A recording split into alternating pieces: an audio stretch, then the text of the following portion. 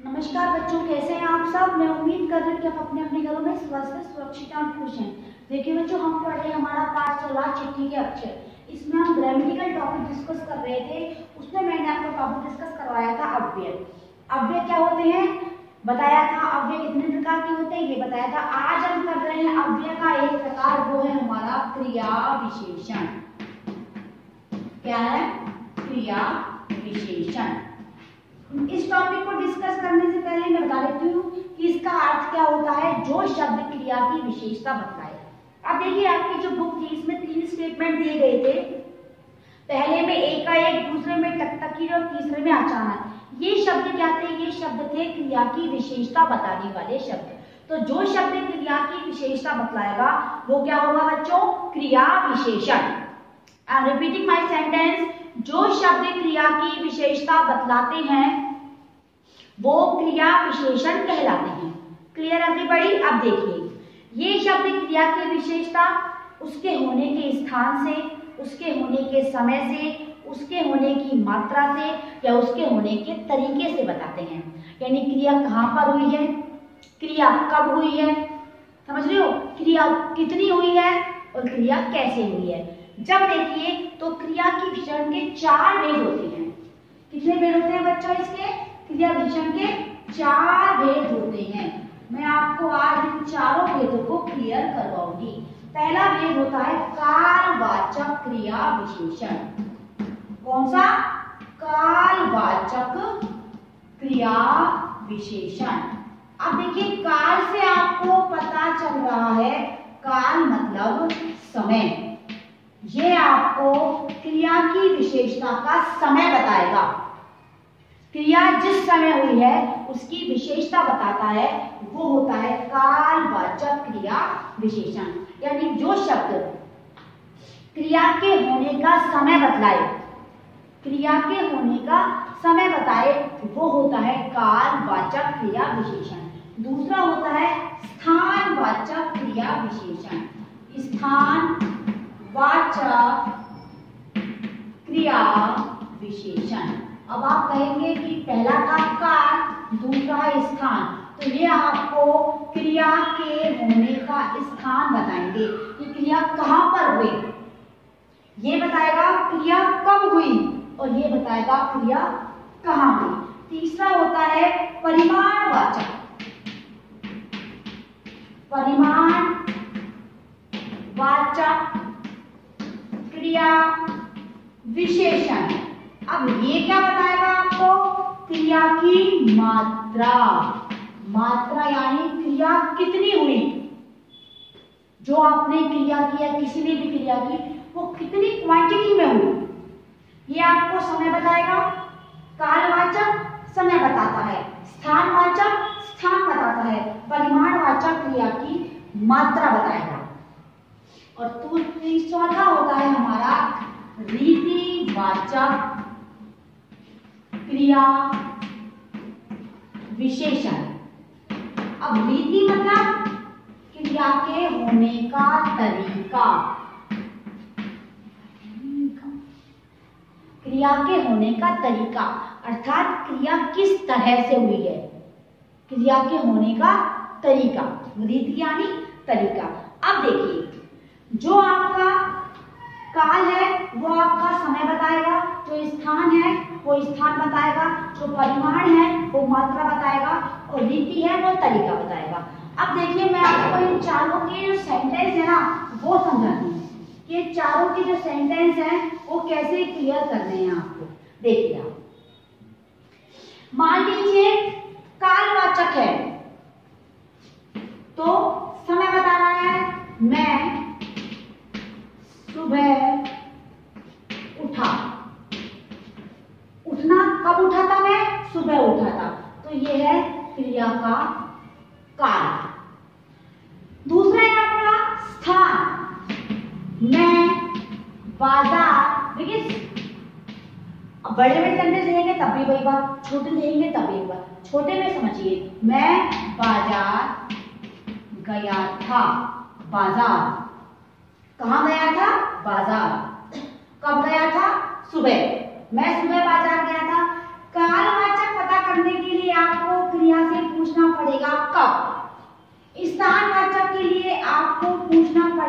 कहाँ। परिमाण पूछने के लिए आपको पूछना पड़ेगा कितना या कितनी, और रीति पूछने के लिए आपको पूछना पड़ेगा कैसे। तो देखिए परिमाणवाचक में हम लिखेंगे मैं, 2 किलो, या इसमें लिख लीजिए आप मैं ज्यादा, देर सोया, मैं कितनी देर सोया, ज्यादा देर सोया, रोज से ज्यादा, रोज से कम। और रीतिवाचक कैसे, मैं अचानक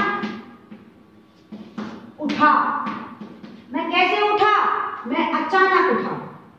यानी जो काल है आपका वो आपको क्रिया विशेषण काल के बारे में बताएगा, जो आपका स्थान है स्थानवाचक विशेषण वो आपको क्रिया के स्थान के बारे में बताएगा, जो आपका परिमाण है वो आपको कितना या कितनी से क्रिया मात्रा बताएगा, कितनी मात्रा में हुई है, और जो रीति है वो बताएगा कि क्रिया कैसे हुई है। इन चारों के जो चारों ये ऑप्शन है ये आप समझ लें, कब, कहाँ, कितना और कैसे। इससे पता चलता है आपको कि आपका जो क्रिया विशेषण है वो किस प्रकार का है। जब आपको कोई समय के बारे में पूछे जाएगा तो आप बताएंगे कि यह कालवाचक क्रिया विशेषण। जब आपको कोई स्थान के बारे में बताएगा तब आप बताएंगे यह है स्थानवाचक क्रिया विशेषण। जब कोई आपको बताए उसका मात्रा के बारे में तो आप बताएंगे परिमाणवाचक क्रिया विशेषण। और जब आपको बताए क्रिया किस तरीके से हुई है, जैसे यहाँ पर देखिए एक का एक, टकटकी लगाए और अचानक, ये तीनों क्या है, रीतिवाचक क्रिया विशेषण के एग्जाम्पल। तो देखिए यहाँ पर हमने जो क्रिया विशेषण के 4 टाइप्स पढ़े हैं, काल, स्थान, परिमाण और रीति, इन चारों टाइप्स में आपको ये पता होना चाहिए कि आप कौन सा वाला क्रिया विशेषण डिस्कस कर रहे हैं। जब काल की करेंगे तो आपको स्थान के बारे में बताएगा, आप पूछेंगे कब तो आपको पता चल जाएगा मैं कब उठा, आंसर मिला है, इसका मतलब कौन सा हुआ, कालवाचक। मैं कहाँ उठा, स्थानवाचक। मैं कैसे उठा, रीतिवाचक। मैं कितना उठा, परिमाणवाचक। मैंने एक सेंटेंस में 4 बनाए हैं, चारों में आपको कब, कहाँ, कितना, कैसे ये इंक्लूड करना है। उससे प्रश्न पूछना है, क्रिया से उत्तर मिला तो वो उसी का क्या होगा, क्रिया विशेषण। चाहे वो इसका हो, इसका, चारों टाइप्स में से किसी का भी क्रिया विशेषण हो, आपको ये वाले शब्द क्रिया के साथ लगाकर ही प्रश्न पूछना होगा, तभी पता चलेगा। अर्थात काल के बारे में बताएगा, समय के बारे में बताएगा तो कालवाचक, यदि किसी जगह के बारे में बताएगा तो स्थानवाचक, यदि किसी चीज की क्वांटिटी बताएगा मात्रा तो परिमाणवाचक, और किसी चीज का ये तरीका बताएगा क्रिया ऐसे हुई है तो वो होगा आपका रीतिवाचक। अब हमारी जो बुक है उसमें जो प्रश्न दिया गया है, देखिए नीचे लिखे वाक्यों में क्रिया विशेषण शब्द छाटने हैं आपको। तो पहला है वे चुपचाप बैठे थे, तो पहले में क्या आएगा आंसर, चुपचाप। और ये किसका एग्जाम्पल है, रीतिवाचक क्रिया विशेषण का। बूंद बूंद से घड़ा भरता है, बूंद बूंद, और बूंद बूंद क्या है, हमारी परिमाण, मात्रा बता रहा है। मंदिर के आसपास भीड़ जमा थी, मंदिर के आस पास अर्थात स्थानवाचक क्रिया विशेषण। मैं प्रतिदिन लिखने का अभ्यास करता हूं, प्रतिदिन। तो देखिए प्रतिदिन जो है ना वो रीतिवाचक में आता है। वैसे तो अगर लिखता हूं मैं रोज अभ्यास करता हूं तो भी वो तरीका ही होता कि कार्य करने का तरीका क्या है, रोज करता है उस काम को, सुबह शाम नहीं, कार्य वह रोज करता है, तो ये भी किसमें आएगा, रीतिवाचक में। तो जो 4 स्टेटमेंट है उसमें पहले में चुपचाप, फिर बूंद बूंद, आसपास और प्रतिदिन, ये चारों उसके आंसर हैं। आप इन्हें सामने जो खाली बॉक्स दे रखा है उसमें लिख लेंगे। अब देखिए क्वेश्चन नंबर 2, पाठ में प्रयुक्त 5 विदेशी शब्द छांटकर लिखने हैं आपको। पाठ में लिखे गए 5 विदेशी शब्द। तो देखिए पहला शब्द है आपका, यहाँ लिख देती हूँ, यहाँ पे लिख लेना लिफाफा। पहला शब्द क्या है बच्चों? लिफाफा। दूसरा है अखबार। दूसरा शब्द क्या है आपका? अखबार। तीसरा है बारात। फोर्थ है कुर्सी। और फिफ्थ है हमारा मेज। ये पांचों शब्द कौन से हैं हमारे? ये 5 शब्द है हमारे विदेशी शब्द जो हमने पाठ से छांट कर लिखे हैं। इसके बाद आता है आपका क्वेश्चन नंबर 2 का ख। क हमने कर लिया है, क्या के 5 लिखे हैं हमने? लिफाफा, अखबार, बारात, कुर्सी और मेज। अब लिखते हैं इसके अगले क्वेश्चन को, क्वेश्चन नंबर 2 का ख। सेकंड का ख है बच्चों, नीचे लिखे वाक्यों में कारक चिन्हों को रेखांकित करते हुए कारकों के नाम लिखने हैं आपको। क्या है? कारक चिन्ह। अब आपको ये पता है कारक चिन्ह वाला टॉपिक हम ऑलरेडी कर चुके हैं, तो मैं आपको एक एक स्टेटमेंट में कौन कौन सा कारक चिन्ह है ये लिखवा देती हूँ, आप लिखते जाना, सुनते जाना। पहला है मैंने अपनी आंखों से देख लिया। आंखों से सेंटेंस में क्या है? आंखों से। अब देखिए आंखों से देखा है तो आंखें कनेक्ट है उस व्यक्ति से, तो यहाँ कौन सा कारक होगा? करण कारक से आ जाएगा करण में जोड़ने पर। दूसरा है मैं महिपाल सिंह से विदा लेकर। महिपाल सिंह से, महिपाल सिंह से विदा ले ली है, दूर चला गया है, तो यहाँ क्या आएगा? अपादान कारक।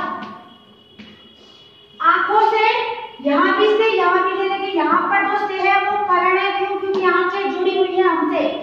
और महिपाल सिंह से उसने विदा ले ली है, दूर हो गया है, तो वहां क्या आएगा? अपादान कारक। बताया था आपको कारक नियम पढ़ाए थे, जब कोई चीज किसी चीज से जुड़ती है तो तृतीया आती है, यानी करण आता है, और जब कोई चीज किसी चीज से अलग होती है तो पंचमी अर्थात अपदान आता है। अब देखिए इस चिट्ठी ने मुझे अपनी ओर खींच लिया।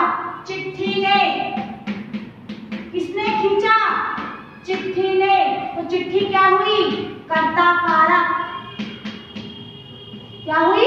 कर्ता कारक। नेक्स्ट देखिए, दूसरे अंक के लिए एक कविता भेज दी। दूसरे अंक के लिए क्या आएगा? संप्रदान कारक। नेक्स्ट, चिट्ठी के नीचे, किसके नीचे? चिट्ठी के अर्थात संबंध कारक। आप कारक नियम वाला वीडियो एक बार वापस देखेंगे ताकि आपको समझ में आएगा कि यहाँ पर एक कारक क्यों आ रहा है, क्योंकि यहाँ पर के का साइन है, यहाँ के लिए का साइन है, यहाँ ने का, यहाँ से का और ये से का। कारक चिन्हों के आधार पर हम कारक जेड करते हैं। अब देखिए, उन्होंने अलमारी से अपनी रचनाएं निकाली। अलमारी से निकाल चुके हैं, अलमारी से रचनाएं दूर हो गई है, तो कारक वही आएगा, दूर होने पर अपादान। जब कोई चीज किसी चीज से अलग हो तो कौन सा कारक आता है? अपादान। देखिए नीचे, सरकार ने पूछा सेवा मुक्त होने पर वे क्या करेंगे? सरकार ने मतलब कर्ता।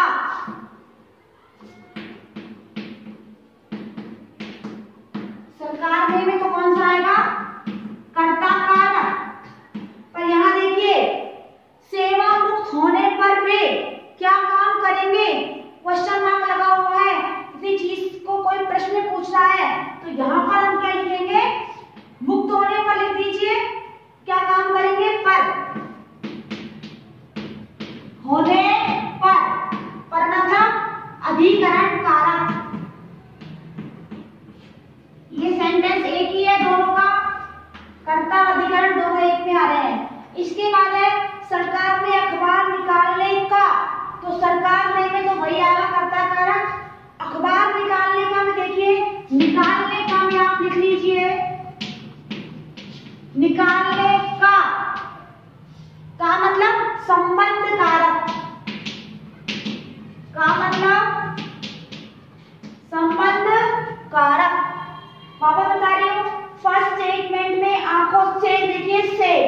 करण कारक, सेकंड में वापस से लेकिन अपादान कारक क्योंकि यहाँ जुड़ा हुआ या अलग हुआ। थर्ड में चिट्ठी ने तो कर्ता, के लिए में संप्रदान, के में संबंध, से में वही अपादान, ने में कर्ता और कर में अधिकरण और साथ में का में संबंध। यानी कर्ता ने कर्म को करण से संप्रदान के लिए, अपादान से संबंध का के की अधिकरण में पेपर संबोधन है वो अरे। ये कारक चिन्ह मैंने आपको क्लियर करवा दिए थे प्रीवियस क्लास में। तो ये कारक चिन्हों के आधार पर हमने ये वाला क्वेश्चन सॉल्व किया है। आई थिंक आपको समझ में आ गया होगा। आप सभी अपनी अपनी बुक में नोट डाउन कर लें। आज की क्लास में इतना ही। नेक्स्ट थर्ड क्वेश्चन हम करेंगे हमारी अगली क्लास में। Thank you and have a nice day बच्चों।